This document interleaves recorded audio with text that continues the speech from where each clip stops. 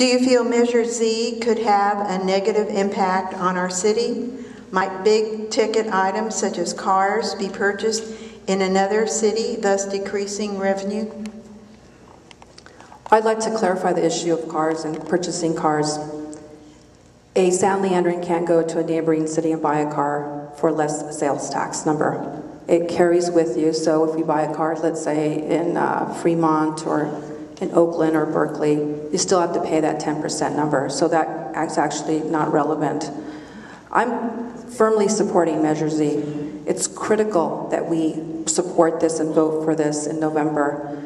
It'll help with our public safety, our libraries, our streets, youth, and senior services. If we do not vote for Measure Z, we are looking to lose 10 police officers in the next 2 years, 1 ladder truck, 9 firefighters.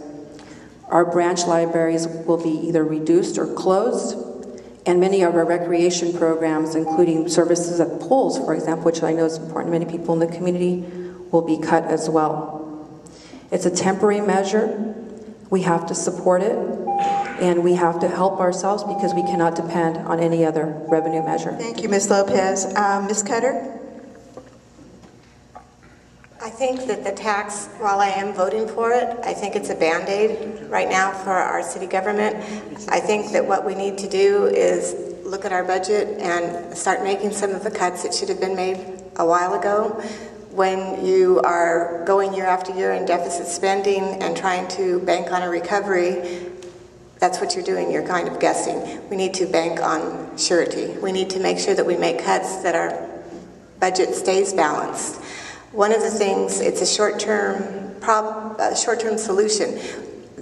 Also, I don't think people, even though your tax carries with you, I don't think people know that. So just they would go to another city to buy it because they're not educated to know that it doesn't matter that the tax rate follows you.